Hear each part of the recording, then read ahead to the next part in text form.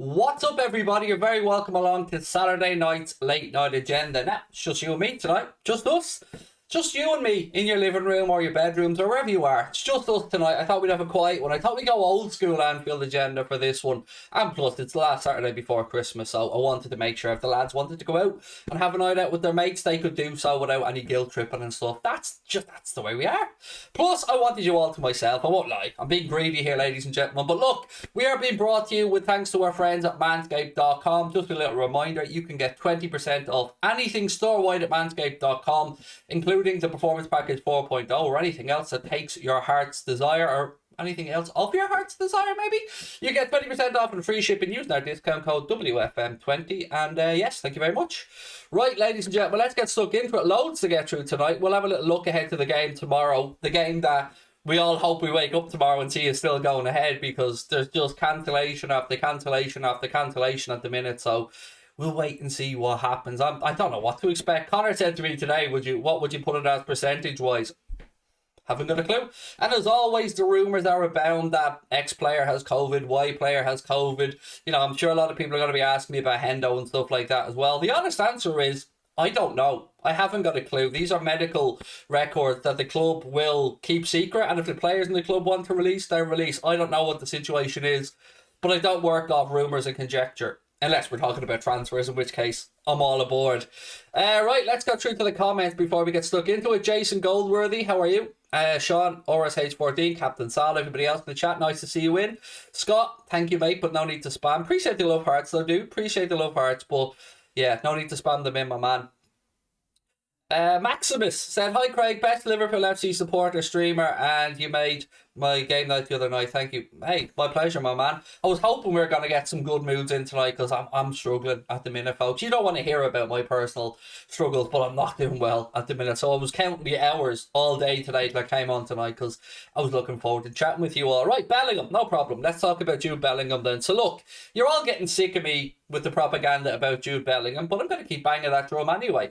And the latest story that's come out is from El Nacional, and they again double down on their report that they believe Jurgen Klopp has instructed Liverpool to bring Bellingham to Anfield. Look, whatever I say about Jude Bellingham is going to be caveated with, of course, the transfer fee, because it's going to be a lot of money. So I'm not expecting it in January, and I'd be pleasantly surprised if it was for next summer. Certainly nothing coming anytime soon anyway. But they go on to say that Bellingham would cost about €100 million, which is in and around £85 million. Nothing really new there. That's the numbers that we thought as well. But no matter what I say, and look, we put up a video today on the channel of myself and James debating the whole Bellingham signing. Will it happen? Won't it happen? And I think it will. And I'm going to continue to say I think it will until he goes elsewhere, because I genuinely believe it's going to happen. I just don't know when. Nor do I know how we finance it, because I can't sit here and just spout out that we're going to sign Bellingham without trying to figure out a way it happens. But I do believe when he leaves Borussia Dortmund, his next stop will be Liverpool. Although, if you were to look at the teams that need Jude Bellingham, the teams that need that type of player, you'd probably say Manchester United are a team more in need of a midfielder than us. But I think, again, to me, this will all tie into Jurgen Klopp's revolution, or Jurgen Klopp's evolution, I should say, excuse me, of this Liverpool squad. So I think Bellingham will come. El Nacional reporting that Liverpool are top of the queue, that Jurgen Klopp has instructed Anfield officials to go and get Jude Bellingham. I don't think that, can any of us imagine Klopp going, go get me Jude Bellingham, just get him and bring him to me now? Yeah, look, we'll wait and see what happens. What have we got? Ellen said, I love you, Craig, but honestly, your transfer stories are such bollocks. Well, look, let me just put it this way. Every transfer story that I talk about is just that, a news article or a story. I don't just make up rumours and go, let's go and bring in this player. What we do and what we've always done is we take all the news stories and reports and we talk about them. We discuss whether we think they'll happen or they won't happen. And it's very difficult for me to sit here with any confidence and say, yeah, I think we're going to sign a €100 million footballer, because, well, we've signed one. And that was after we sold Felipe Coutinho. So I'm not an idiot. I understand this. I appreciate it. But just want to double down is, they're not my transfer stories. I don't write them. They are my sources. But I will double down and say that from what I'm led to believe, from the people that I do trust, I still stand on what I say about Bellingham. But again, just to reiterate, not my stories. Rather have Rafinha, Craig, 100% not Bellingham. Well, you're talking about one being a midfielder and one being an attacking wide player, so I don't know if you just mean with regards to if we're spending a lot of money, I'd rather it be Rafinha. And look, I've no problem with Rafinha. Scored a penalty today for Leeds, a Leeds team that were humbled yet again. I mean, that's 11 now they've conceded in 2 games. 4-1 to Arsenal today, 7-0 to Manchester City the other day. So yeah, there's big problems there, and it was interesting actually. Deco, his agent, I'm sure you guys seen it if you're watching the game, was in the stand there today for that game at Ellen Road. So I wonder if he's over to maybe try and start looking to a January move, because look, I'll be honest, I'd be absolutely astonished if Leeds sold him in January, because he's their marquee man. He's their go-to boy, and no Paddy Bamford at the minute for them. Dan James was out today as well, so they're just missing anybody else to put the ball in the net really outside of Rafinha. So look, we all know Liverpool are interested. We know that it's going to cost about 60 million quid or thereabouts. So again, where does the money come from and when will it happen? I don't know. But what we do know is, as of right now, we're still on track for the game tomorrow. So we hope that that goes ahead. And like all of you, I'm going to be nervously keeping an eye on my phone. I always feel for the travelling fans in these scenarios as well. Even today with the Villa game called off. It always feels shitty that people... For instance, we know somebody who travelled from Ireland over to that Villa game and only found out the game was cancelled as he arrived at Villa Park. So... yeah, I really do feel for the travelling fans in these, but needs must and all that. But you know what I did find interesting today? Looking around the other leagues today, and most of the top-tiered games seem to have gone ahead, unless I've missed some that were postponed. It looked like all the games that were down to go on in La Liga today were played, Serie A were played, the Bundesliga were played. So, yeah, it's a mystery to me. What have we got? And again, just want to double down on this again. They're not my transfer stories. I know, I can understand why people get confused. They see a headline, they're going to go, look at this lad spouting nonsense again. And a lot of the time, if you come in and read or listen to what I have to say, I'm probably pouring cold water on these articles as well, because 99% of the transfer links are going to be absolute nonsense. They are. They're going to be people looking for clicks and views and all this kind of stuff and traffic on their websites. But what we've done from day one has been to bring you those stories and discuss them. So again, you know, I don't know what to say. Because I know people get upset. I understand people get pissed off, but I'm the same as the rest of you. I'm hoping and praying that we do some business as well. What have we got? Rafinha's penalty was top class. It went top bin. Said H14. I actually missed the pedo, mate, in all honesty. I was off doing something else at that point. Once went to 3-0 to Arsenal, I kind of just lost interest in the game. So loads of people coming in, and one question here from Ben is, does Salah have COVID? The honest answer, mate, is I don't know. So what we do know is, apparently Jordan Henderson was supposed to attend something yesterday, some event or something, and didn't go. And that has led to a lot of rumours that maybe Jordan Henderson has tested positive. Again, I'm as in the dark as everybody else, but we'll wait and see. That's all I can say, because I don't know if Salah has it. I don't know if Klopp has it. I don't know if Hendo has it. I haven't got a clue. And until the club release this information, none of us will know, because it's even if they are, I'm sure that they'll probably still want to keep Spurs guessing, so they're not going to put this information out the day before. They're going to leave it right up until the very last minute, and we see if he's travelled down to London or not. I mean, that's something that we should be keeping an eye on, who's in the travelling party. What state is your FPL in? Matthew, I haven't even had the nuts to look at it, mate, to be honest. Yeah, not great, I'd imagine, because it's... with all the games cancelling, it's hard to move them around and even be able to put out 11 players in your FPL, but it is what it is. Are Tottenham players all fit? Not 100% certain. Again, they've had some enforced breaks, but I think tomorrow, if it goes ahead, should be a decent game, but I still fancy us to beat them. But again, it's easy me saying here, fancying us to beat them, but I don't know who's available. This is the madness that we're in right now. We're in a world where even going to games, you don't know until a few hours beforehand if they're going ahead. So, yeah. And I hope that the football Christmas festive period doesn't get too disrupted, because it's the time of the year that we love. It's like my favourite time of the year for watching football. It's where the cold winter nights are in and you don't want to go outside. It's miserable and you can just sit back and watch some footy. What have we got? Craig, it's a scam, fake Insta profile. Well, look, there's been loads of them about Salah, to be fair. I mean, do you remember when COVID first came out? Every single week we had rumour that X had it and Y had it, one of our big players, and it's mostly always nonsense. So what I would say is don't panic, don't worry about it. Whatever happens, happens. And I'm confident enough that whatever team we can put out, we'll be all right. We'll do a job. Pressure's on to keep up pace with Manchester City, but it's always going to be difficult because they're a very good team. Tomorrow, though, I mean, give us your predictions if you want. And look, I'm going to probably drag this stream out tonight and have a long one because, I mean, it's one of the last streams before Christmas. So, I mean, let's go old school and stay on for a while and just have a bit of a chit-chat and talk about whatever it is you want to talk about. Son is out for Spurs, his mobility troop. Nice. Jen said, hope the game isn't cancelled. Yep, I woke up today. Actually, I tell you, I was asleep and I see my phone lighting up and I was looking at it. I picked it up to go, yeah, this is going to be a game cancelled or something, but it wasn't, thankfully. George is going 3-0. Salah, Mane, Firmino to score. I mean, that would take me. That would absolutely take me. I'll be happy with that, mate. I am going to back Bobby to start tomorrow, actually. So my predicted 11, if you didn't have a chance to watch the preview, was Alisson in goal, Trent at right back, Robbo at left back, Kanade and Matip in the centre-back pairing. And midfield, again, this is if Hendo's available. Hendo, for me, Thiago and Keita. And then Mane, Firmino and Salah. But look, all of this will be waiting to see who's available, 100% for the manager. It must be, I messaged Goldbridge earlier on actually to say to him, it must be difficult now for United fans or whatever, because it seems like an eternity since they last played. So, we're a little bit lucky. At least we've had some games to play. But look, small mercies and all that. What have we got? It's still not confirmed that Virgil and Jones are positive. Yeah, again, we'll probably know by the travelling parties, though. I mean, it's not being confirmed that they aren't either. So it's important to say that. Captain Sal's going 4-0 to Liverpool. Big Man's going 2-0. Salah scoring possibly Firmino.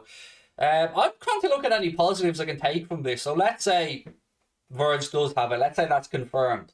At least he's getting a bit of a break. I mean, if we can take any positives from it, and there isn't very many, let's be honest. Is this the last stream before Christmas? No. You're going to get streams tomorrow for the match, obviously. So we'll be doing the watch-along tomorrow, the post-match show as well. Then on Monday, it'll be myself, James and Steve Bland for the Cup of the Week show. But from probably Thursday onwards, it's just going to be me and you. Now, here's the good news. At least I hope it's good news. I'm going to stream on Christmas Day. Because I know that there are probably a lot of people, much like me, who the day drags out, is really long for, and you've done all the family stuff. So I'm going to come on about 8:30, 9 o'clock and do a stream on Christmas night. So if anybody's around and you're at a loose end, jump in and join. And again, don't forget to hit the subscribe button if you haven't done so on the channel. We are eking towards 130k. We're about 400 away, I think, something like that. Again, everybody asks, is the game still on or is it postponed? To the information we have right now, Martin, the game's still scheduled to go ahead.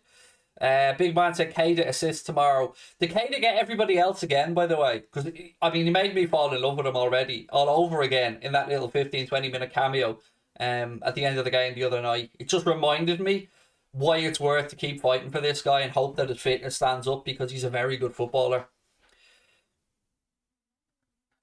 James said, I'll be having a few beers on Christmas Day, so I'll be there, mate. We love it, James. We love it. I won't be tipsy. I don't really drink, except if I'm on holidays or away. But yeah, we'll have a bit of fun. We'll have a laugh.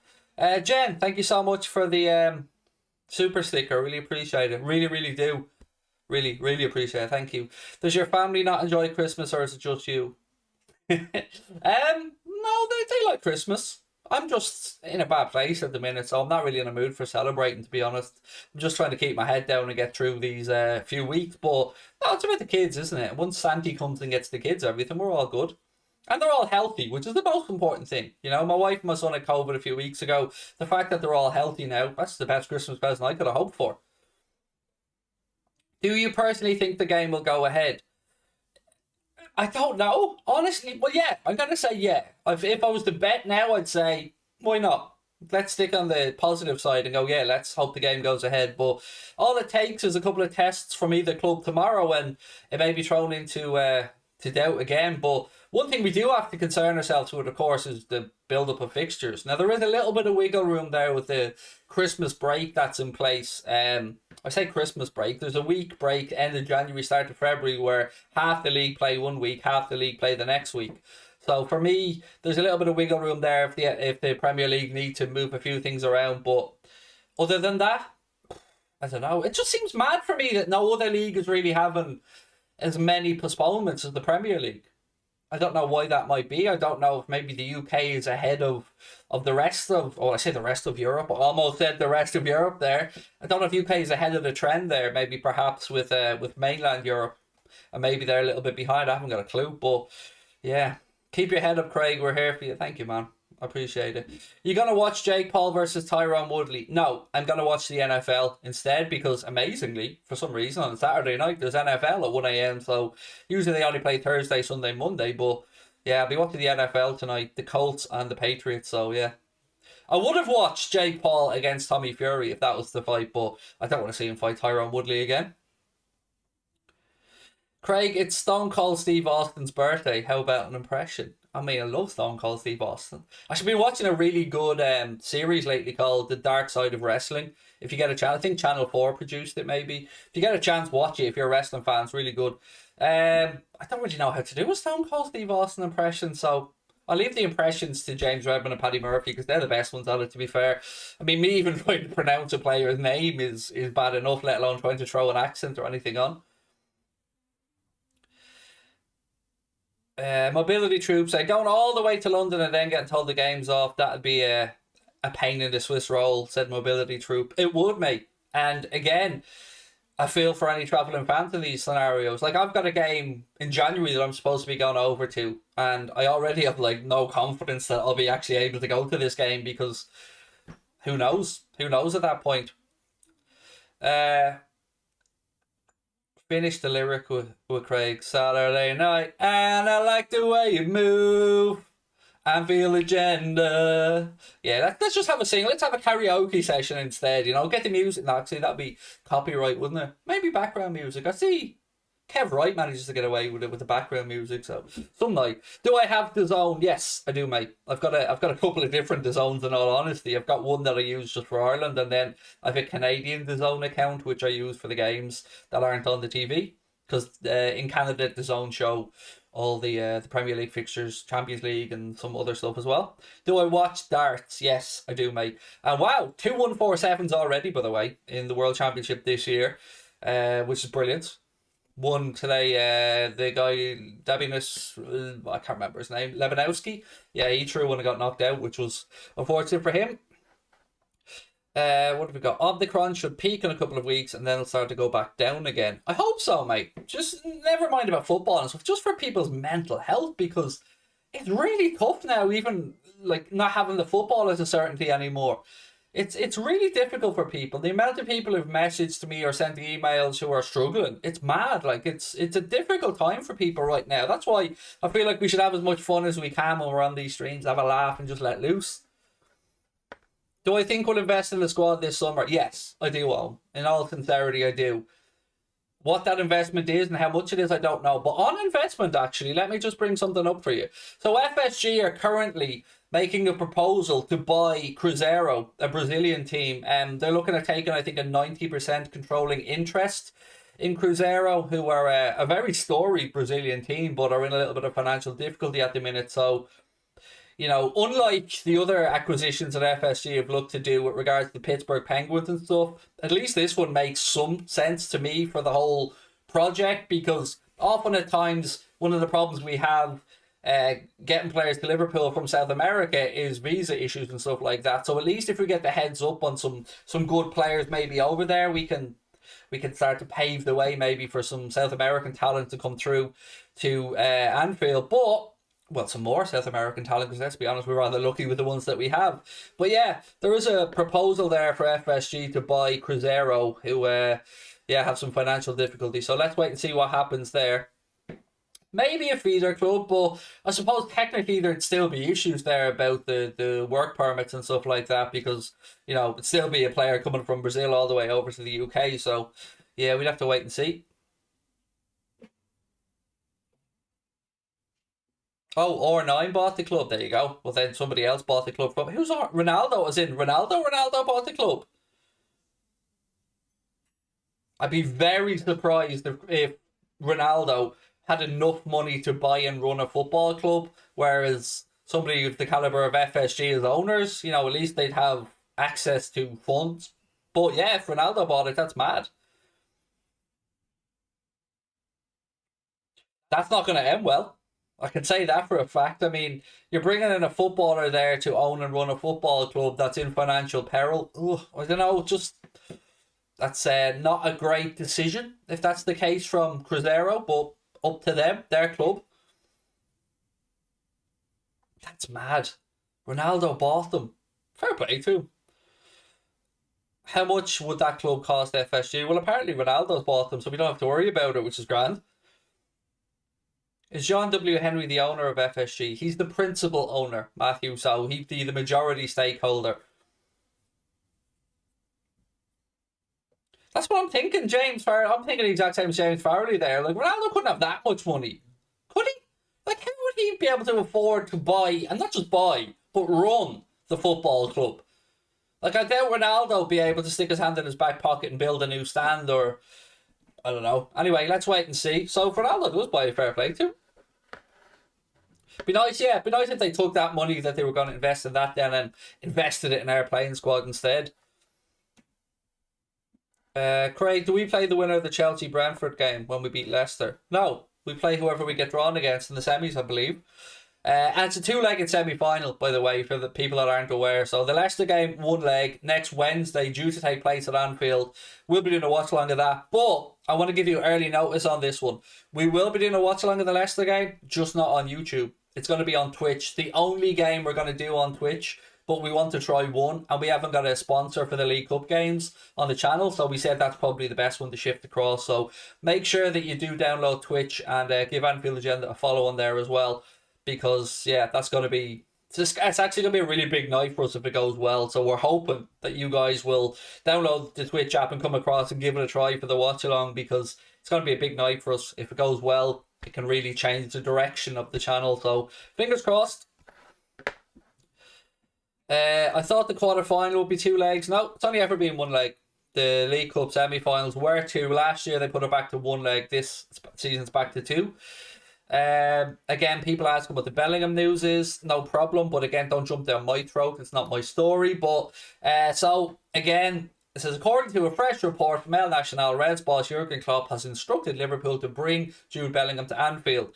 The report goes on to say that Bellingham will cost €100 million, which is about £85 million, and Liverpool are the most interested in his signature.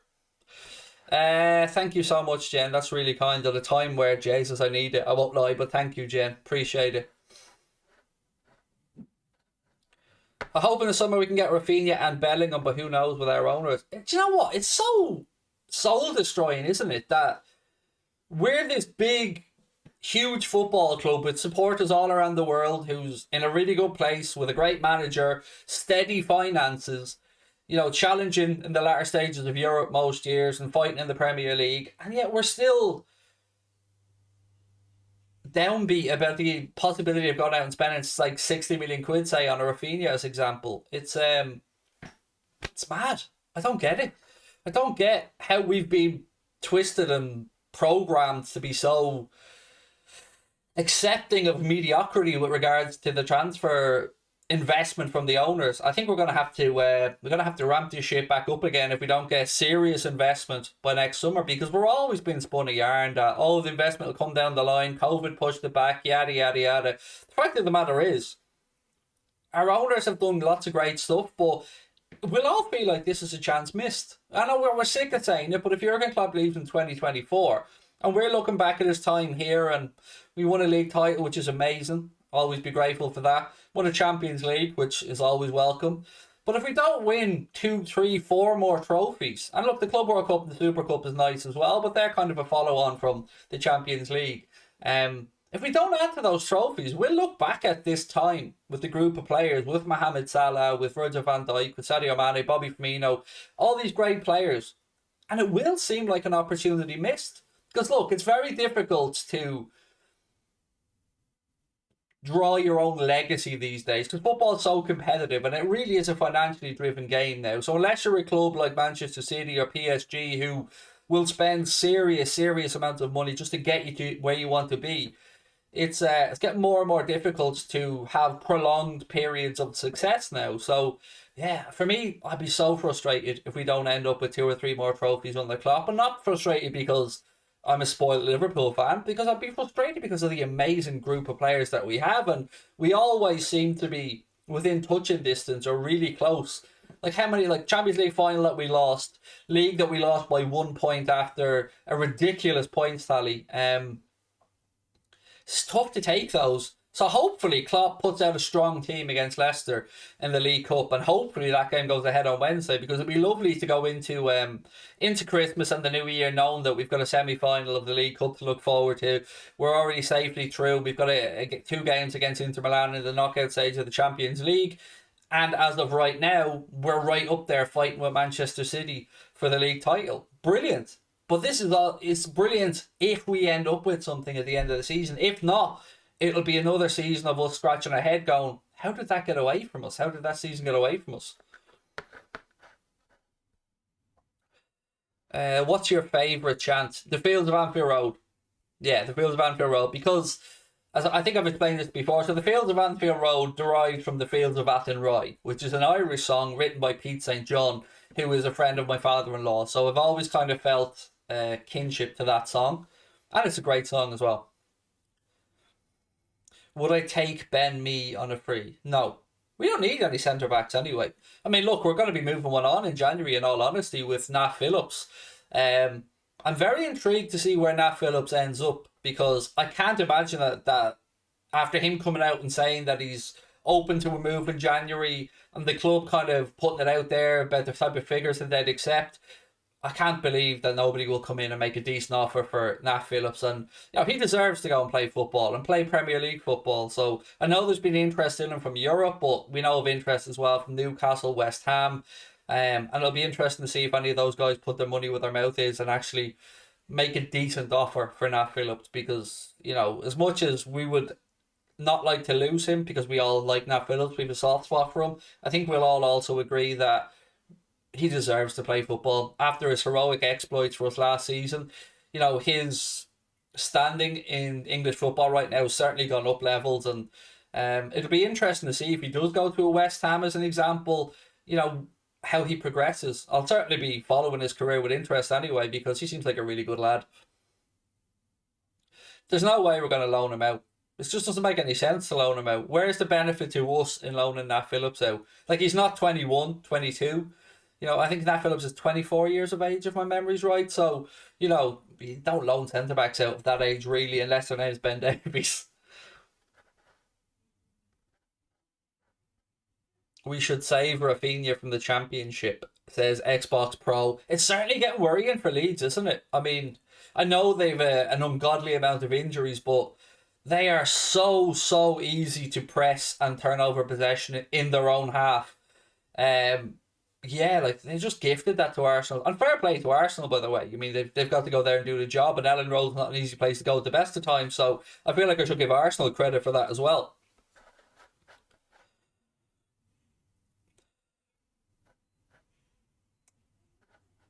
How long's this been on? Never thought to check. Oh, we're only on about half an hour, mate, but I'm going to... Look, don't worry.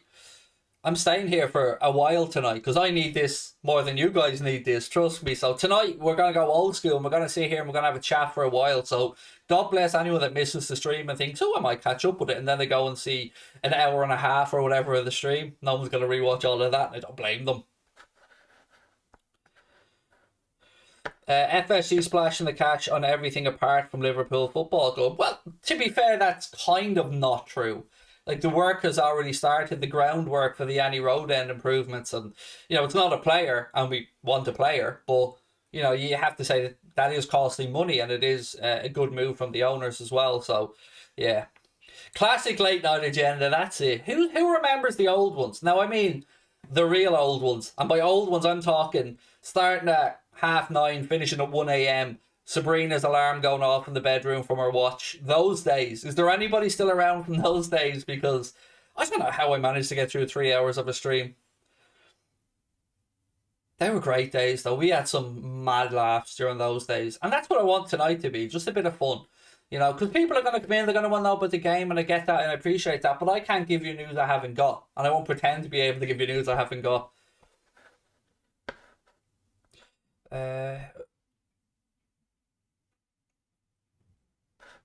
I know there's no money for Bellingham. Stop talking about it. It's absurd. Insulting to our intelligence.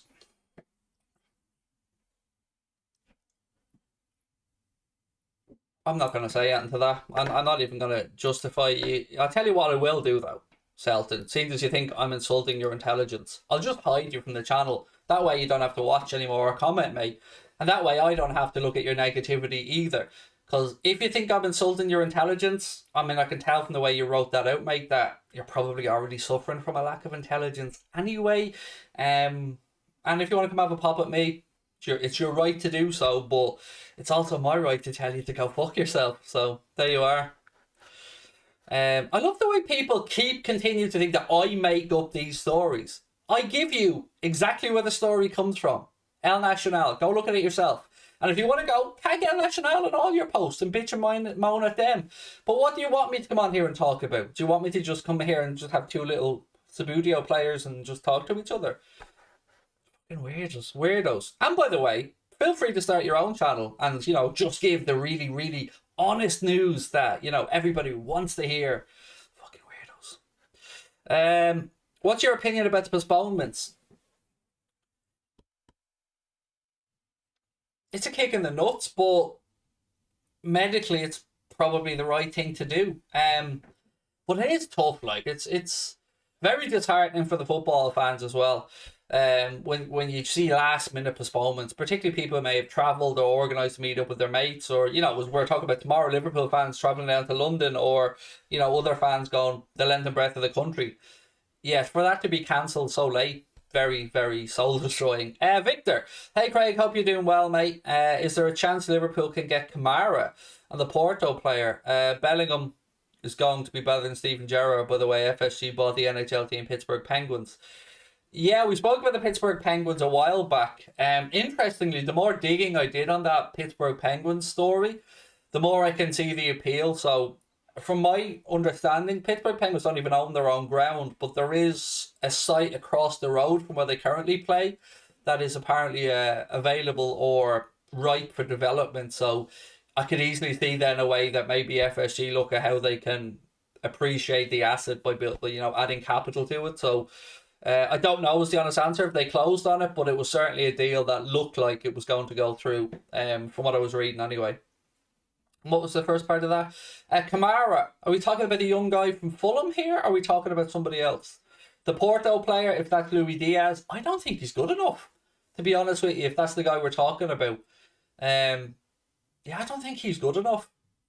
I mean, I struggled with Rafinha for the longest time, because it's very difficult to look at Rafinha in a Leeds team where he is the main man and wonder if he came to Liverpool, does he have enough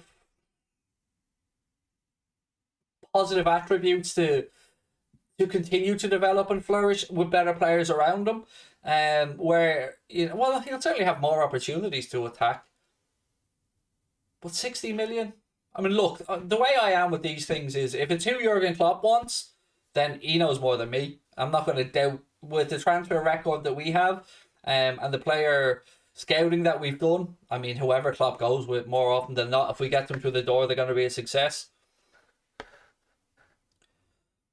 Keita will be sold. Very easy to say that. Sit at home and go, sell Naby Keita, Keita will be sold. But my proposition or my question to you, who was it that said Keita will be sold? Where's it gone? Official Aces or Arquez, I'm not sure how to pronounce that. Who the fuck's going to buy him? And I don't say that because I don't rate the guy. I do, I love him. But let's be honest about it. His track record in England at the minute for fitness hasn't been great. So if we do sell him, we're going to take a loss, and that's not something that we do very often as a club. So I think we will continue to hope for the best for Naby Keita. But I do agree with people that if it gets to the summer and he is still plagued by injury, little breaks here and there, if there is an avenue, it should be explored. But yeah, I'm just struggling to see who will come in. I mean, maybe a move back to Germany, but even at that, will somebody come in and give anywhere near to the, what was it, 48 million or 54 million, something like that we paid for him? Maximus, thank you very much. Craig, you're amazing. Thank you. And if you had to get rid of a team player, who would it be and why? Right, who would I get rid of? I'm going to try and think of somebody who we could generate some revenue from that we could reinvest. So with that in mind, look, I'm open to the idea of moving Milner on at the end of the season to free up his wages. Not because I don't like James Milner, or not because I don't think James Milner might have another season in his legs, but because I don't think we need another James Milner. Like, we don't need an older Hendo, basically, is what I'm saying. So for me, if James Milner's wages could be freed up in the summer and reinvested in a promising youthful midfielder, I think that would be one option that I think Liverpool should explore. But I know how much Jurgen Klopp loves James Milner, and we all love a bit of James, especially Liz loves a bit of James frickin' Milner. Oh, Boubacar Kamara from Marseille. I don't know much about him, Victor, so again, maybe this is one for the chat. I mean, I'm sure that there are people who watch a lot more French football than I do that will be far better placed to speak about Boubacar Kamara. But I'm sorry I can't be any more helpful, Victor. I genuinely just don't have any knowledge of the guy.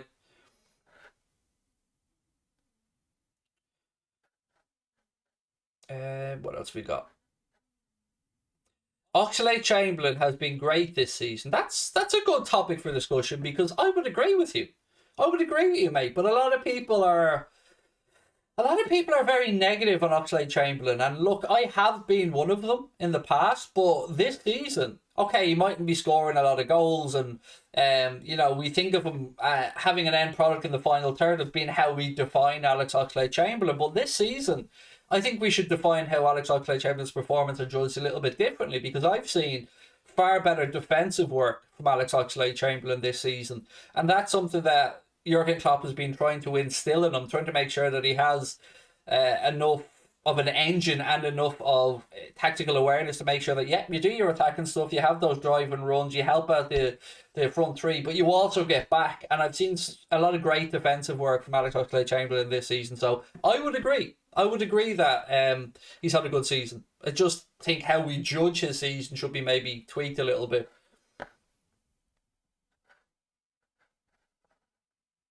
Tsimikas has been a revelation, said Elijah John 5. Yeah, Costas has been amazing. I mean, to be able to have two top-notch left-backs at the club is brilliant. It's been a while since we've been able to say that, hasn't it? But yeah, it's great. It's absolutely amazing. And he is more than adequate cover if Andy Roberts, or maybe Klopp wants to go tactically a little bit different. It's brilliant. I love Costas Tsimikas, and what a great piece of scouting that was from the club, because we were in for Jamal Lewis at the time, who ended up at Newcastle.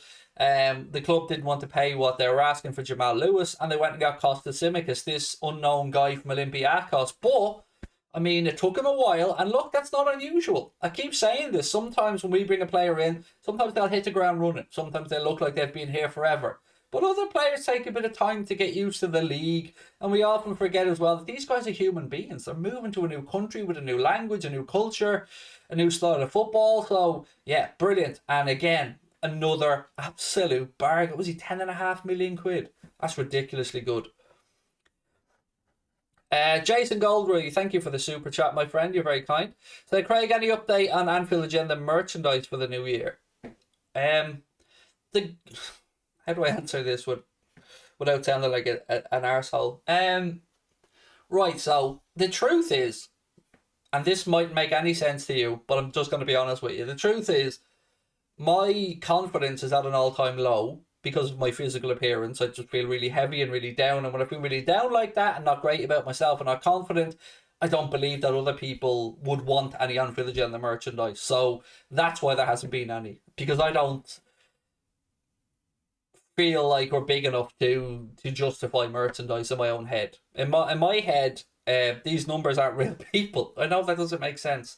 So I guess maybe if I feel a bit more confident about things in the new year, we'll reevaluate it. But right now, I'm just trying to get through week by week, do all the content and have a bit of fun. So yeah, that's the honest answer. But we have some great designs of stuff that we'd love to be able to put out. But I'm also mindful of expense for people as well. And so I don't be trying to ram stuff down people's throat and flog stuff. I mean, it's one thing talking about Manscaped, you know, the sponsors of the stream, because without them, we simply wouldn't be able to keep the lights on. But it's a different thing trying to flog our own stuff. It just, I don't know, just feels a little bit weird. And, yeah, I don't know. It's just a bit weird. I don't know why. I really don't. Other channels do it. There's no problems with it. But yeah, I don't know. Thank God Firmino's back from injury to take Salah's spot. He won't be taking Salah's spot. I mean, a great option for us to have, though. I mean, brilliant to have him available. And, I mean, let me ask a question to the chat. With the AFCON, I mean, how are we all feeling about that and the possibility of that going ahead? Because whilst I have no information on it, the human being who sees the situation in the world right now says, surely they can't go ahead with it. I mean, Europe and America, Australia maybe, Israel, would be kind of ahead with vaccines, but in Africa, they're lagging a little bit because a lot of the countries don't have the wealth that European countries would have. So it just doesn't feel right to me. And I don't want to say this because I don't want to knock the African Cup of Nations. I know how much that means to Mo, how much it means to Sadio and all the other players to go proudly represent their countries and try and bring some joy to people. That's what football is about. But at the same time, can we really say that unless they play behind closed doors, completely behind closed doors, then maybe, but then does the tournament lose a bit of its verve, a bit of its appeal? Yes, quite honestly, like any tournament will behind closed doors. We've seen football behind closed doors. It's completely different to football with packed stadiums. So I hope it doesn't go ahead. And maybe that's a bit selfish, but I can't see a situation right now where, in good conscience, we can look at the world, look at the fact that we're a little bit ahead of the curve in Europe in regards to how Omicron is spreading out, and I know it's starting in South Africa. So look, it'll be for others to make that decision, but I hope it is made with health and safety in mind and not pound notes in mind. Victor said, "Hey Craig, I know you like youth players and Canada go to the World Cup. I think you like this player too." Yeah, I know about Liverpool having invited that guy from Toronto, actually, Marshall Rutty. Yeah, so Liverpool do have a 17-year-old guy from Toronto on trial at the minute. At least he's training with the club. So thank you for reminding me of that, Victor. Really appreciate it. And yeah, it'll be interesting to see how he gets on. I mean, Canadian football right now is in a very good moment, isn't it? I mean, Alphonso Davies, Jonathan David. I mean, they're really starting to produce some great talent there. And I'd love to be able to take the time and look into how Canadian football has done this, how they've invested. I don't know much about it, so it's definitely something I want to look into. But thank you for that as well, Victor. Appreciate the super chat, my man. Joshua said, "No, it should be cancelled. They will be in it." Are you saying it should be cancelled? They will be in a bubble. Yeah, but with all due respect to the international federations, the finances behind some of the countries involved in the tournament wouldn't be anywhere comparable to the type of money and resources that a Premier League club or a top European club would be able to bestow upon their squad. And, you know, I'm talking about medical experts, nutritional, everything needed to just make sure that everybody's 100% safe and secure. So look, I don't know is the honest answer. I hope it doesn't go ahead because I don't think it's the right time, not because I don't want the AFCON to be played, because I do, and I want one of our boys to win it, but it just doesn't feel like the right time to me.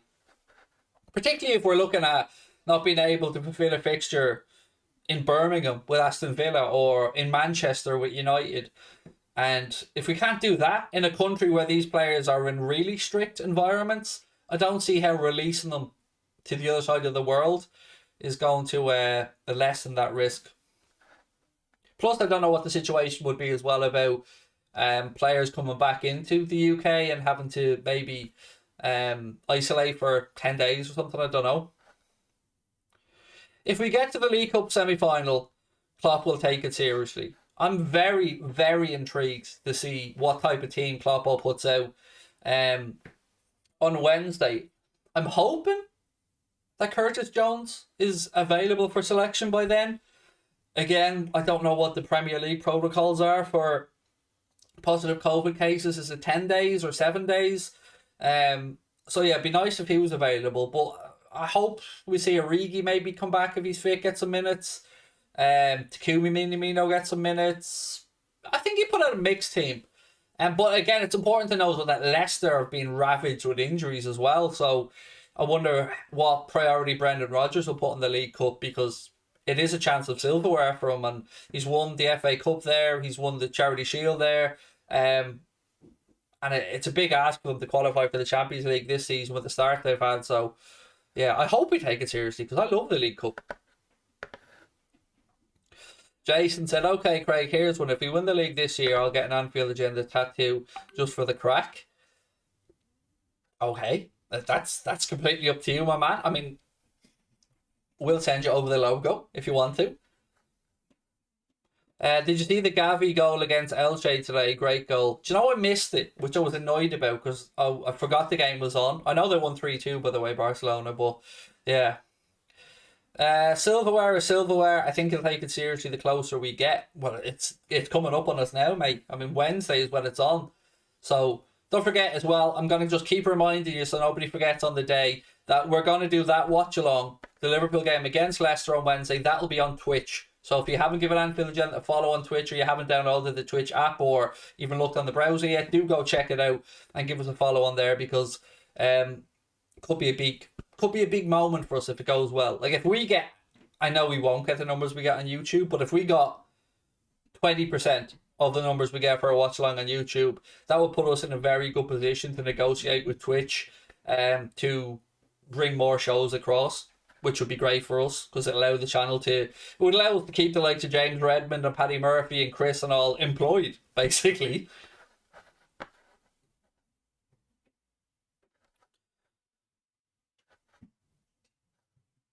What have we got? For me, the Champions League draw against Inter Milan is the toughest opponent along with PSG. They're 4 points clear in Serie A. They are, but it's a very poor Serie A. And it really is a very poor Serie A. But they do have some good players there. It'd be interesting to see if Alexis Sanchez is back at Barcelona by that point. They have Lautaro Martinez. Barella is suspended, which is a bonus because he's a quality player. But yeah, I mean, not the easiest draw we could have gotten, but I'm not overly concerned. I mean, when I seen the draw, I just went, okay, so we're beating Inter Milan. That's kind of how I feel about it, because I think we're going to win the Champions League this season. I felt confident about that all year. Grizzly Badger said, I'm quite liking Twitch. I'm still getting used to it, mate. There's so many things I don't understand about Twitch. And Connor's the same. Usually I turn to him for some guidance, but yeah, it's all new to him as well. But we've done okay so far. I think we've 1,500 followers on Twitch, 71 subscribers, which are like members on YouTube. And yeah, I mean, look, you don't try these things, you never know. Either it works, it doesn't work. If it doesn't work, hey ho, we come back and we dust ourselves off and we go again. What is Twitch? Again, no problem to explain it. So Twitch is Amazon's own streaming platform. So YouTube obviously have YouTube, but Amazon own Twitch, and it was set up initially for gamers. So the majority of the people on Twitch are gamers and people watching gamers, but they're trying to push sports over the last few months. So they've brought the kickoff across. They do their show on Twitch. They've got Fabrizio Romano doing shows on Twitch. They've got me now doing shows with Anfield Agenda on Twitch. So they're trying to push the sports side of it. So that's what it is. Just another streaming platform, but it's owned by Amazon. So if you've got Amazon Prime, by the way, you get one free Twitch sub each month, which is like one free membership. If you want to link that up to Anfield Agenda, work away. And again, anyone that does give us a follow on there, as in become a member on there, will get into our Discord group and stuff as well. But yeah, it's all confusing. I mean, imagine you young folks are confused with it. Imagine what an old codger like me is trying to figure out with regards to Twitch. Yeah. All this shit doesn't compute in my head.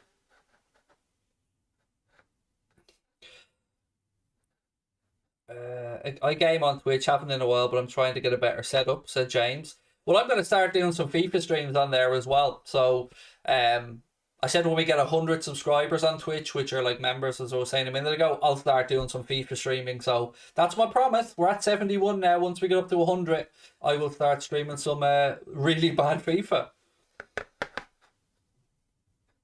Will Bellingham start in our current first 11? I mean, it's difficult to say because you don't know who's going to play in any game going forward. But would Bellingham play 30, 35 times a season by the time he came next year? Not, yes, I would suggest so.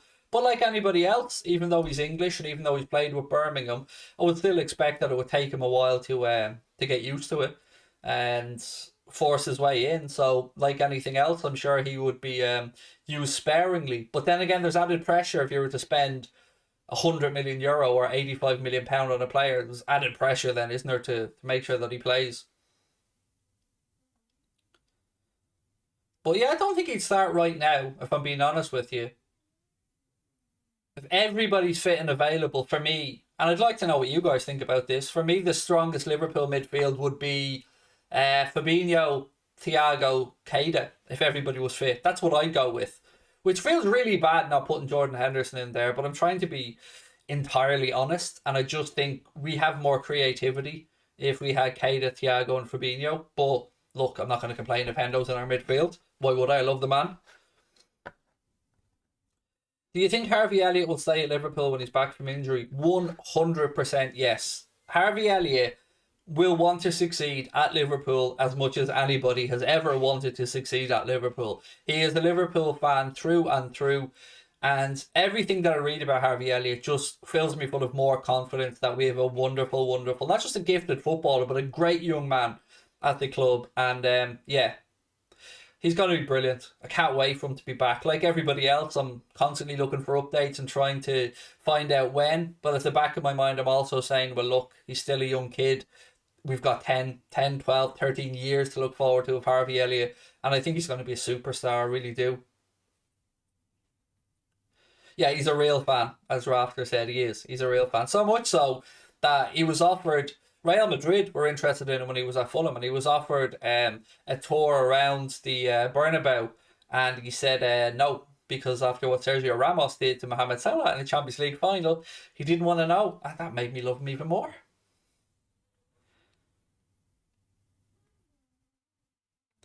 Would I take Anthony? I'd have him over Rafinha, said Big Man.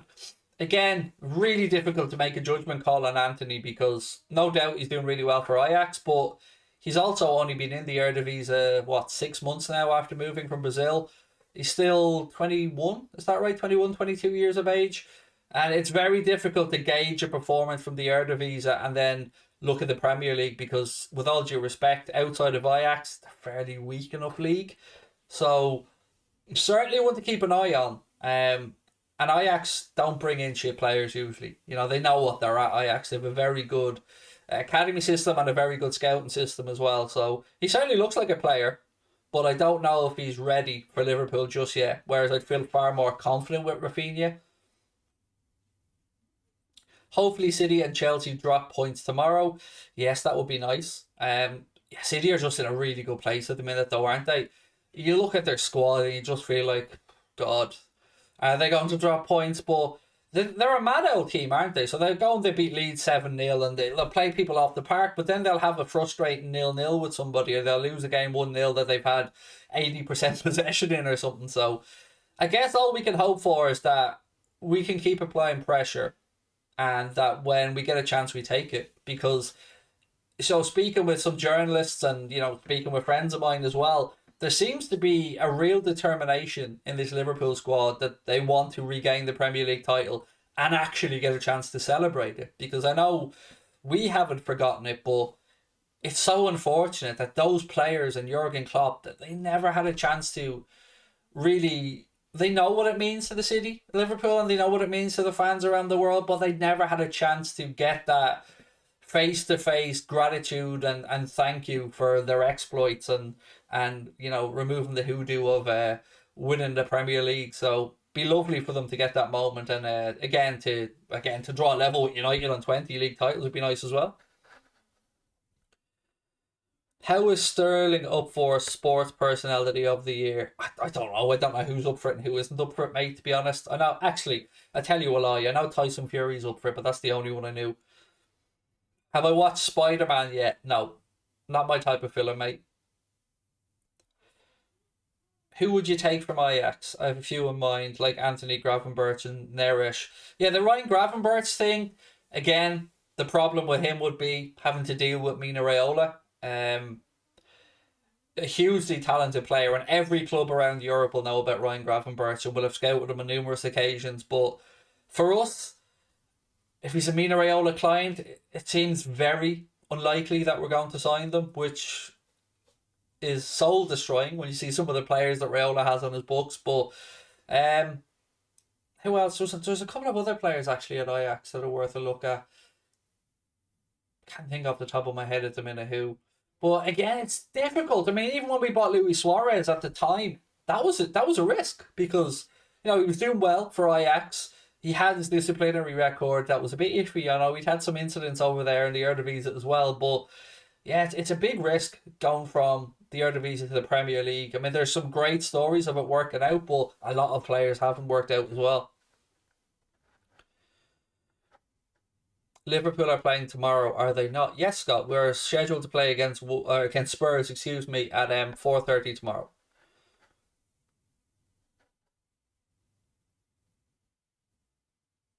Thank you, Maximus. Have a good one. What else have we got? What happened between us and Rayola? Well, I suppose it goes back to the Balotelli days, probably, but he's a pain in the arse for clubs to deal with, apparently. And just to give you an example of what there's a story doing the rounds that he's going to look for a payment of over 40 million euro to facilitate the transfer of Erling Haaland from Dortmund to wherever he ends up. I don't know about you guys. Be lovely to get Erling Haaland, but the idea of an agent getting paid 40 million quid just to do his fucking job just doesn't seem right with me. And it's a gripe that I've long held with these super agents. Just the amount of money that they take out of the game. That's an ungodly amount. And there's been many, many examples of agents who've gotten 10 million, 5 million from moving players around. And if, let's be honest, if they make so much money from moving the players around, it's not in their advantage to really, promote loyalty, is it, with these players? The more they move them around, the more money they make. So, yeah, Rayola's not. And look at the Pogba situation that United has pointed out there by Rehan in the chat as well. We don't want those type of headaches at the club because that can get in behind the scenes, it can fester, can cause bad blood, and that's not the way Klopp was running things. Is it time UEFA capped agents' fees? I mean, my initial answer, Khaled, would be yes, but they'll still find a way, won't they? I just don't understand how in football clubs pay the agents so much money, whereas if you look at other sports around the world, like the NFL as an example, the players pay the agents from their cut, whatever however they work it out. I don't like the idea that we have to pay an agent money to bring a footballer in. I mean, yeah, okay, for some money, of course, but not the amounts of money that we're seeing some of these agents making. It's like the agents are. Put it this way: if we were to sign Erling Haaland and pay what was asked of Mina Raiola, that's as much money as we would have paid for Costa Tsimikas, Andy Robertson. I'm trying to think who else has been low transfer fees that we've brought in that has been a real success. Takumi Minamino, what's that about? 10, 20, 28. And I don't know, throw a 12 million quid player on there as well. That's a lot of money. And if you consider their owners are penny pinching already, and we've heard Jurgen Klopp saying that we have to go and try and win every game in the Champions League group stages to get that 2.5 million bonus for winning each game. Yeah, you can see why. You can see why people like me and many other football fans are getting a pain in the arse with agents taking so much money out of the sport. Because what happens is clubs will pass this on. So if clubs are having to pay the agents, you bet your ass that you, I, and every other football fan in the world are going to have to pay for it via more expensive shirts or via season ticket increases or match ticket increases or the cost of a bottle of Coke or a pie at the game going up or club shop stuff going up. passed on. We're the mugs that are going to end up paying for it. And I don't remember going into a stadium and anybody cheering an agent before. You know, the players were there to see and the manager.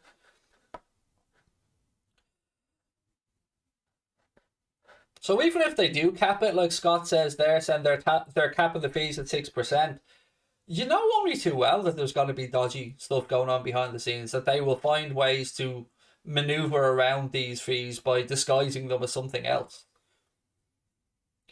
One thing I wanted to bring up, actually, and I suppose it goes back to the goal that we scored the other night against Newcastle. So Newcastle were obviously annoyed because their players were down on the ground, one of them holding his face and his head, and they felt like it should have been stopped because of a head collision. So I've been paying particular close attention since that game, in any game I've watched, to the amount of times now that a defending team from a set piece or a corner happened to have a head injury, and it's too much to be true. So what's happening is we are rightly as a sport looking to protect players and to respond as quickly as possible to genuine head injuries.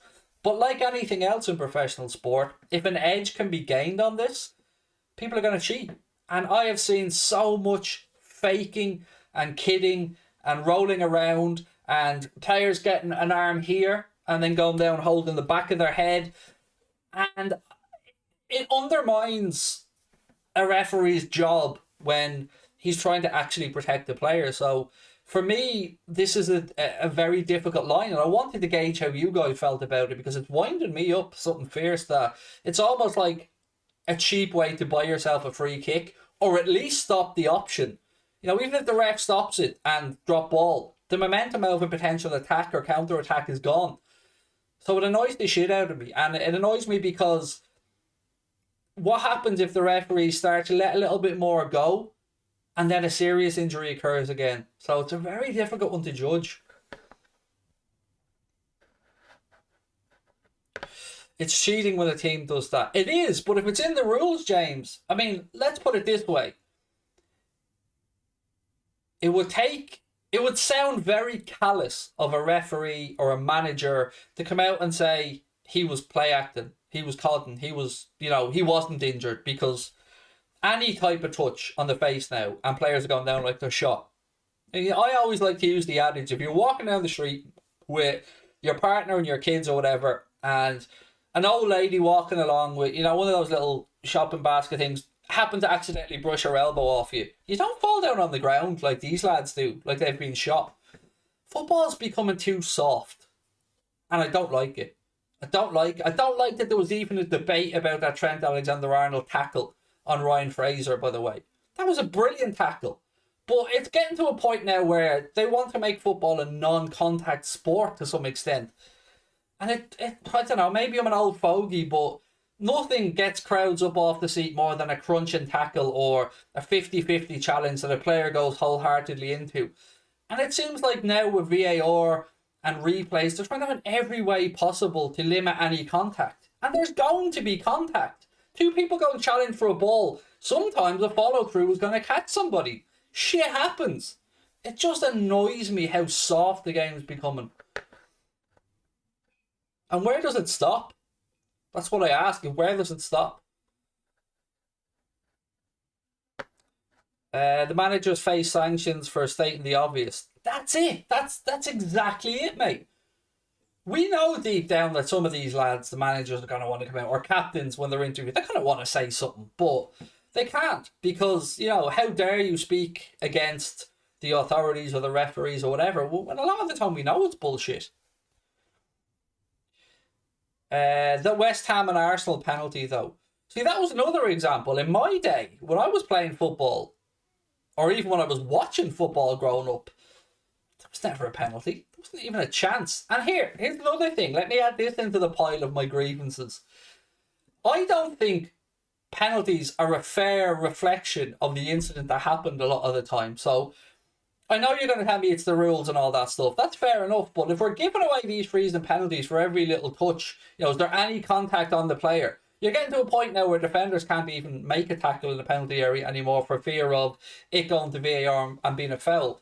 But I don't see how it's fair that if a player's in the penalty area and they're going away from goal, let's say in the far right, and we've all seen these incidences where it's just on the line at the very width of the penalty area. How is that player being fouled in that position and then a penalty from 12 yards a fair reflection of the incident? So for me, the punishment doesn't fit the crime in a lot of these scenarios, particularly with handballs and stuff as well. 90% of these chances were never going to end in a goal. None of them. So I think it's just a soft way again for teams to cheat. And again, a great example of it was last weekend where I think 4 of the games were all settled by, ours included, were all settled by penalties. And one of the things Jamie Rennie said there, some players will smirk and laugh when faking it. One of the things in that Newcastle game is, look at it again. One of the players looks up, has a little look around to see if the ref buying any of this shit. But yeah, some of the penalties, like, how do I say this?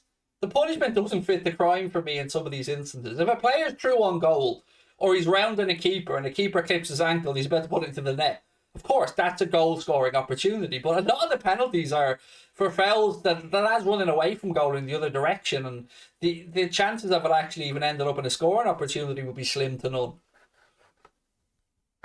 And again, how can we have a sport as well where there's 2 different handball rules? Which there is. So we hear if it brushes a defender's hand, and it was from a yard away. No, it wasn't meant to happen, which is sound. I agree with that. If you're a yard away from somebody and the ball's lashed at your hand, it shouldn't be a penalty.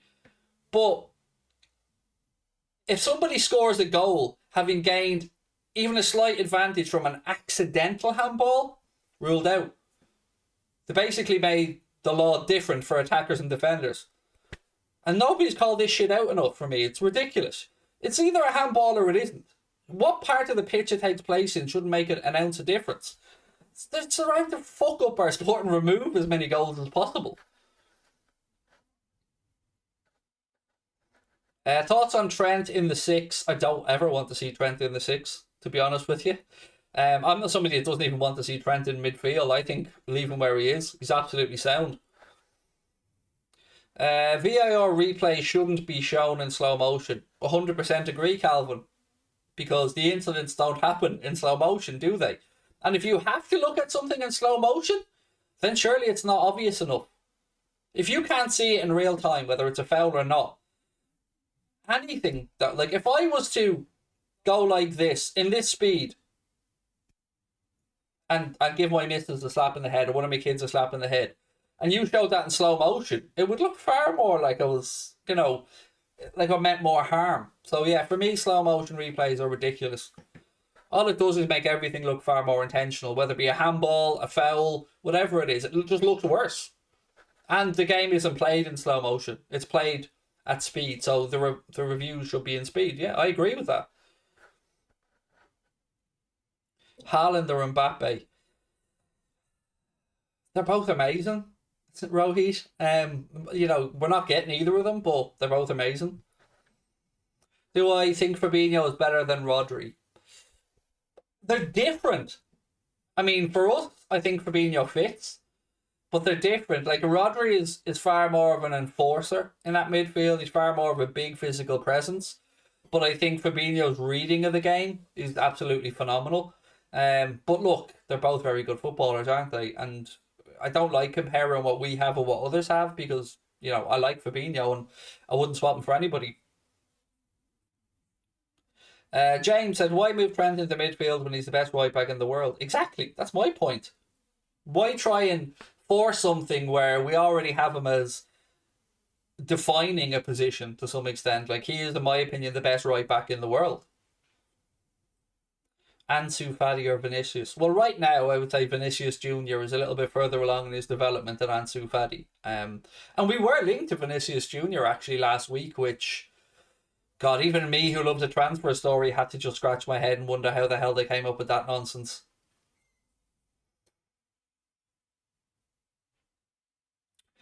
Big Man said, I think Rodri's better forward, but Fabinho's better at everything else. Well, for us, the defensive midfielder is a defensive midfielder, so I don't even want to think about him going forward too much.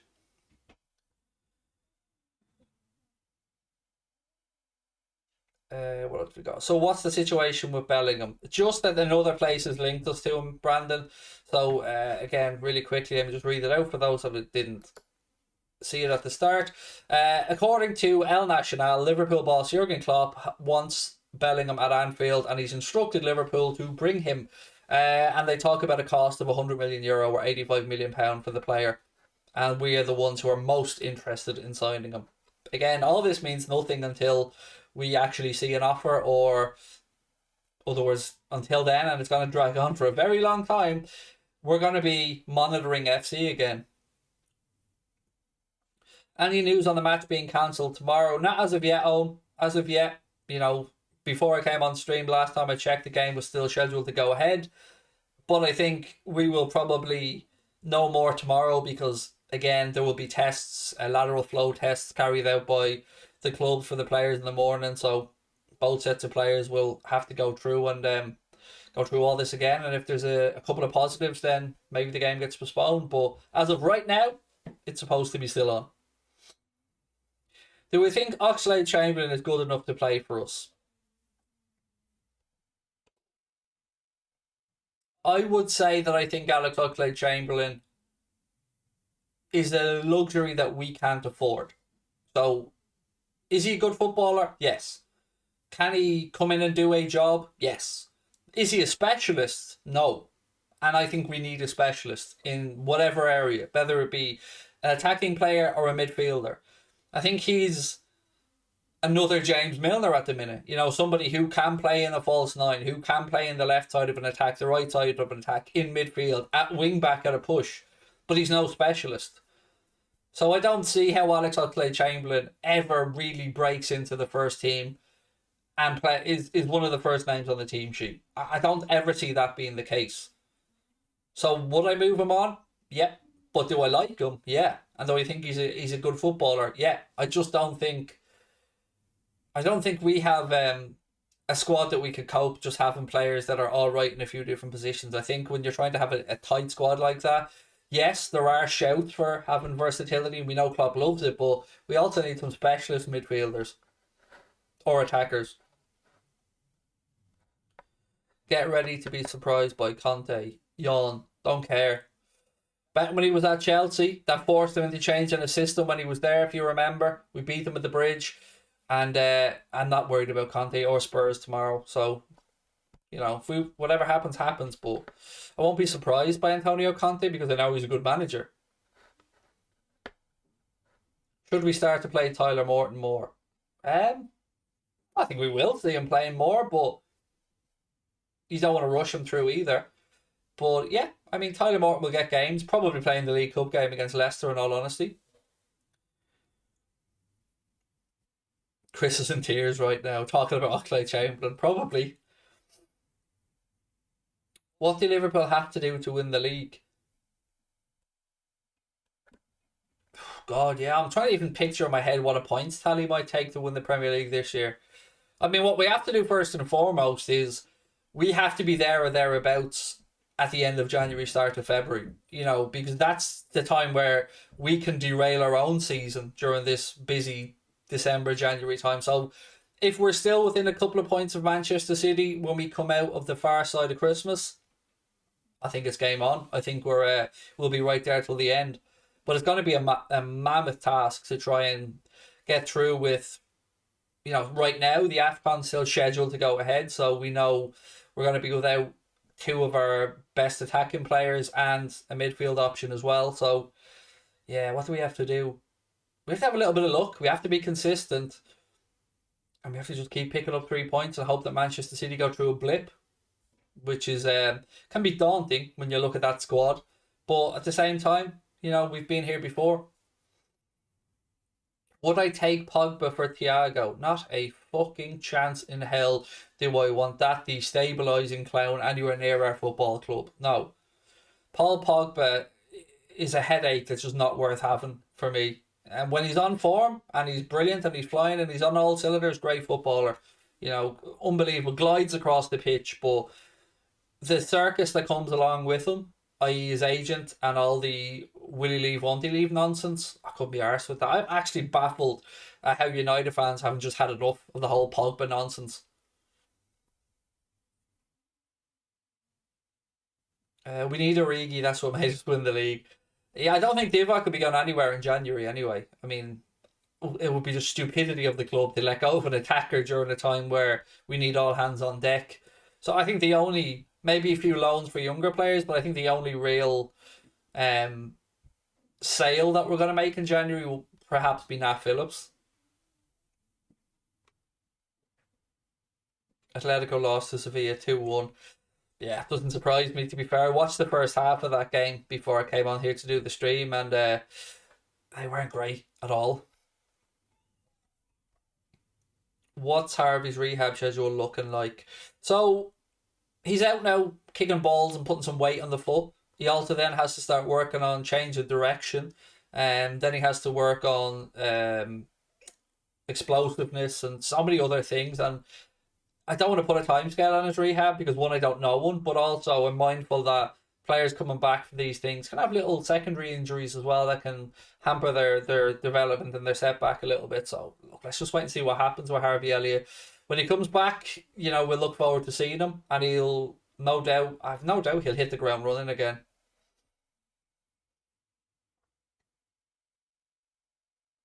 Not if we bring a striker in. I mean, the talk about us maybe bringing a striker in is again us looking at somebody in the Minamino type price bracket, a bargain. And yeah, that doesn't fill me full of confidence when you're hearing, we won't do it in January unless a bargain pops up. There aren't really too many bargains to be had in January. You get the odd one. I suppose if you look back, we had Coutinho and Sturridge, but the world was in a different place back then. Craig, your Champions League last 16 predictions. I don't have to draw open, but let me just grab it up here. 1 second.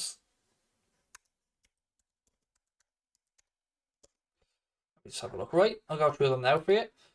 Right, so Champions League last 16 predictions. So we'll start off with PSG Real Madrid. I think Real Madrid will beat them. I think the second leg being at the Bernabeu will definitely play into their hands, but I think overall they'll just be too strong for PSG, who look have an amazing attacking talent, but I just think Real Madrid will have a little bit too much nous with them, so I think they'll go through over the course of the two legs.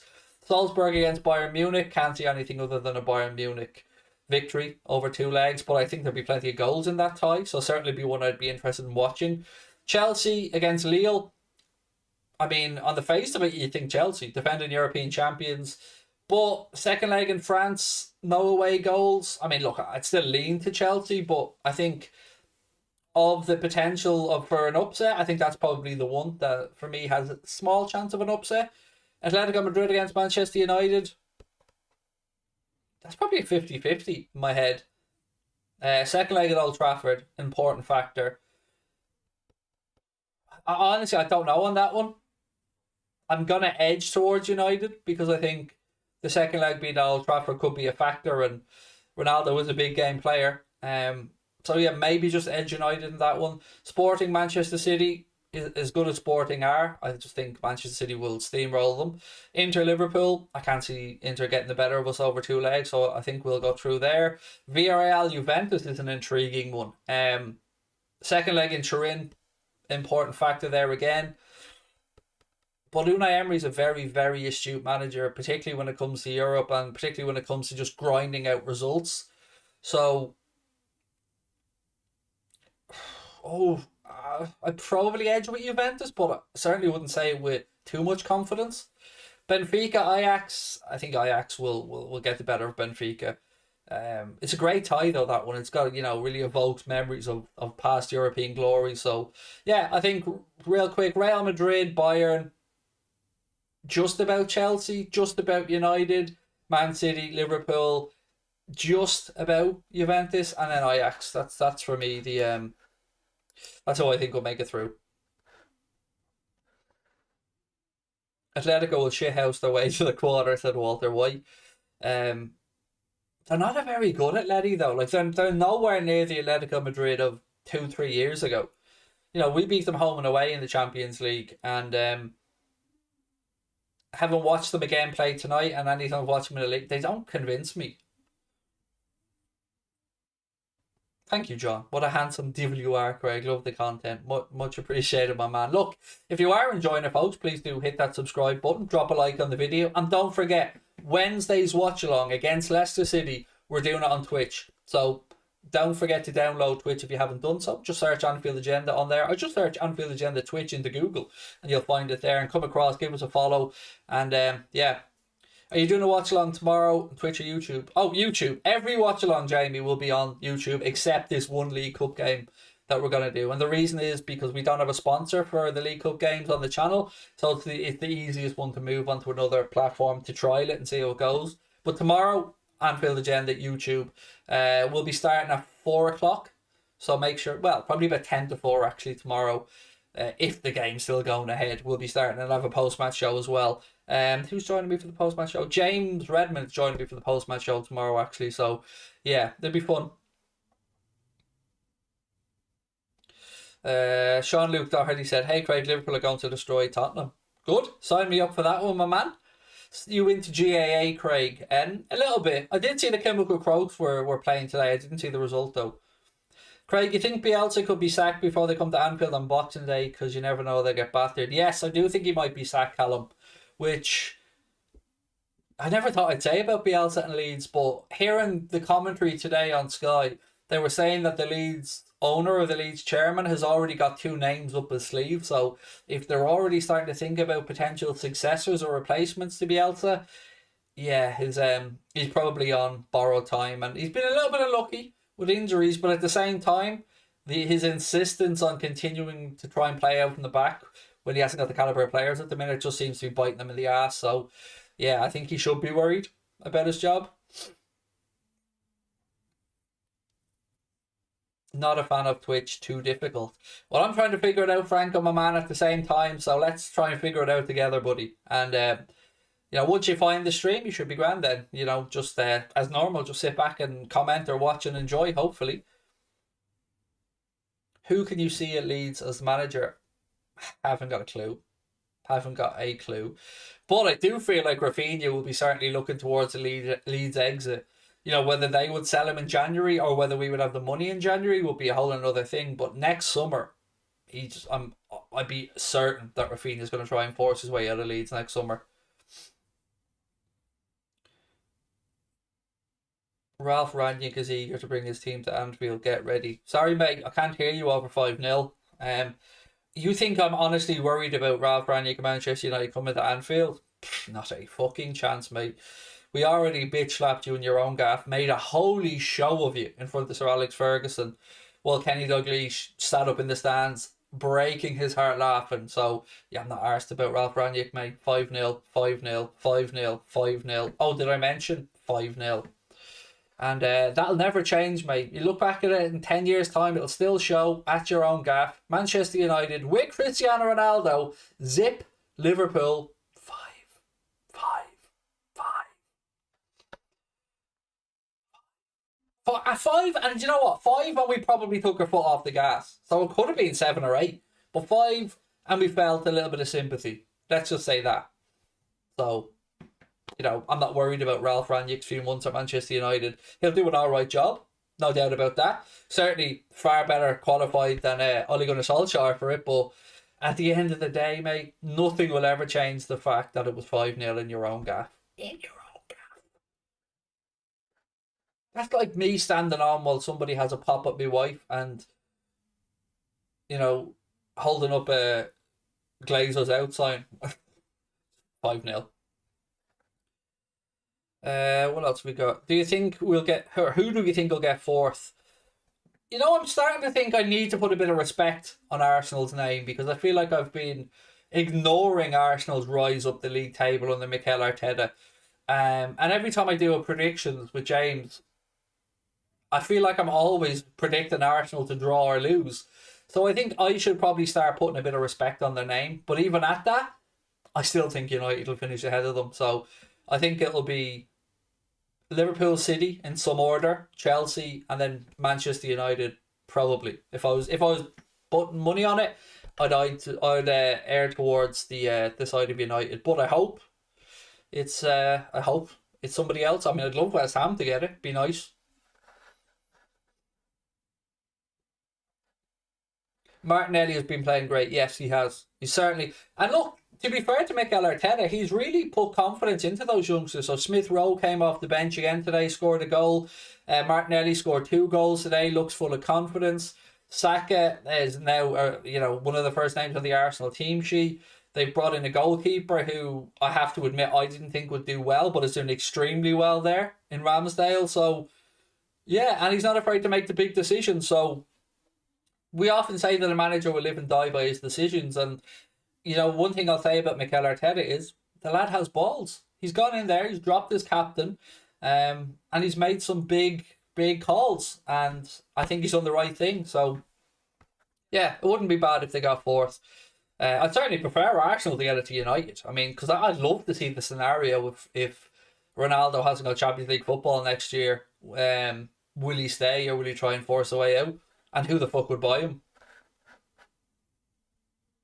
Do I think Salah could ever score 40 goals in a Premier League season in his career?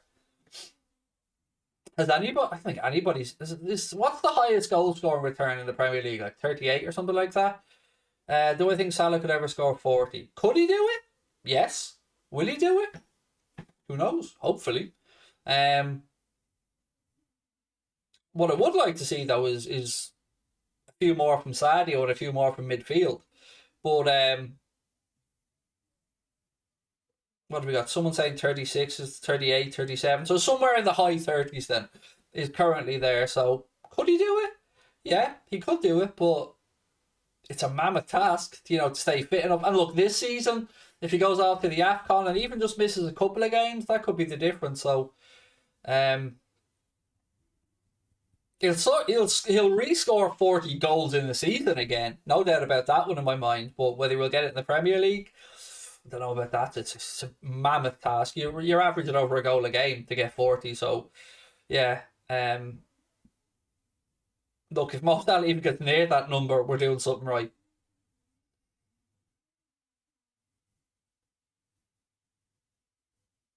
Caelan reckons that the record is 32.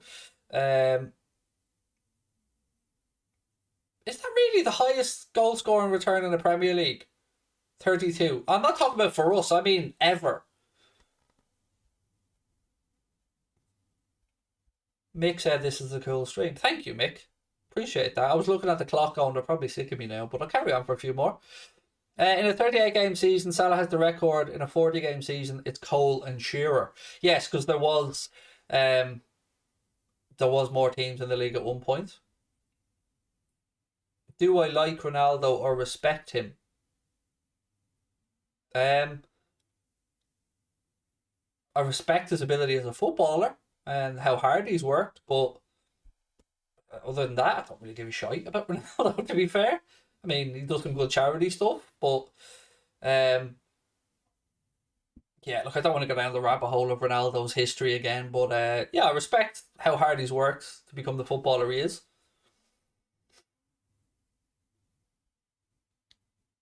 The Premier League's a very hard league to score compared to other leagues. Yes, it is. It defo is. But and the funny thing, he's a wide attacker as well, which makes it even more nuts. We're not talking about somebody who plays through the centre and hangs around looking for tap-ins all the time. So yeah, it's for me, you can probably add another 5 or 6 onto the goals that he scores, allowing for the fact that he's a wide forward drifted in. Who is the GOAT? Look, everybody will have their own favourite footballer ever. For me, it's Maradona, Messi. They're the top 2 for me. Probably Johan Cruyff after that. That's just the ones that I like seeing clips of and watching. But look, if you bring emotion into it, then United fans will obviously have Ronaldo as a favourite. Barca fans, Messi. So yeah, it's what you like. But look, I just like seeing great footballers playing the game in a good way. That makes us all have these moments where we are up off the edge of our seat, just shocked, applauding, gobsmacked by the genius of these guys. And look, that's something that we got to appreciate. When do I reckon Mo will be awarded his contract? I mean, the talk is that the club want it done before the end of the season, but I just think that the longer this drags on, the more chance there is of his head potentially being turned by somebody. So I hope that even though the contract negotiations are being drawn out and are quite protracted, that I hope they're giving the right vibes to Mo to say, look, Mo, like, I know we haven't agreed this yet, but we're doing everything we can, mate. We're looking at all the numbers. We're trying to come up with the best package we can because you're the figurehead of this team. We want you to stay here. The manager wants you. The fans love you. And we're trying to make the numbers work. I hope that that's what he's hearing. You know, because we remember the stories about Steven Gerrard back after winning Istanbul, talking about not feeling the love. And, you know, was very close to moving to Chelsea at that time. And we can't make that mistake again. Although, look, we got away with it on that one with regards to Gerrard. Origi is confirmed to go. Not that I'm aware of. I mean, if the AFCON's on, the only way we sell Origi is if we have a replacement coming in. And even at that, I'd be surprised. But look, it certainly gives a better indication. Like, if the club are starting to listen to offers or brief that they're going to accept offers for Origi, then we'll know that we probably have somebody that we're hoping to bring in. Because there's no way they're going to let Origi go and not have somebody ready to come in when we're already, in our opinion as fans, probably struggling for attacking talent. Do I think we should sign João Felix instead of Bellingham? No. I'd be interested to see how much of a loss, actually, if Atleti do sell João Felix, how much of a loss they'll take, because what was he, like 140 million euro or 120 million pound? It was a very strange move. I've said this all along. I don't like, if you're a good, technically gifted, flourishing, attack-minded midfield / attacker, Atleti isn't the type of team you look at. Like, you look at a Barca, a Real Madrid, a Bayern Munich, a Man City, a Liverpool, you know, these type of clubs that, you know, will give you that ability to flourish and show you a little bit of panache. But Atleti's a very rigid, rigored system that doesn't really allow players the freedom in the system. So yeah, it was a strange one for me when he went there, but no, I don't think we'll sign him. But Tielemans to me has the potential to be a bargain if he still doesn't sign his deal with Leicester, because he's going to look at the last 2 seasons and go, we were really close to the Champions League, missed out. We've been knocked out of the Europa League this season.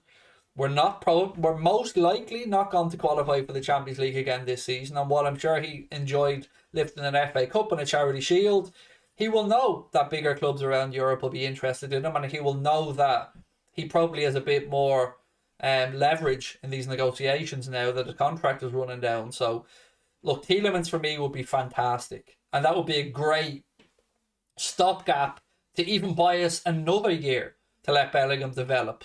So yeah, I'd be all over Tielemans. I would. I really, really, really would. I mean, if you don't think Tielemans is a good fit, go have a look at his pressing. It was a good piece of analysis actually done on Match of the Day 2 a while ago, but his pressing's phenomenal. So I would be all over Tielemans. Zidane's absolutely up there with the GOATs, Jason. Loved Zidane back in the day. Absolutely. Like, phenomenal footballer, Zidane. And there's loads of them as well that we haven't spoken about, like loads of these, like Hristo Stoichkov. I always loved watching him play football as well. Not saying he's up there with you know, these type of players, but you've got Luis Figo as well. Amazing. Stop playing the game said Tielemans better than Bellingham in terms of what we get for the price tag.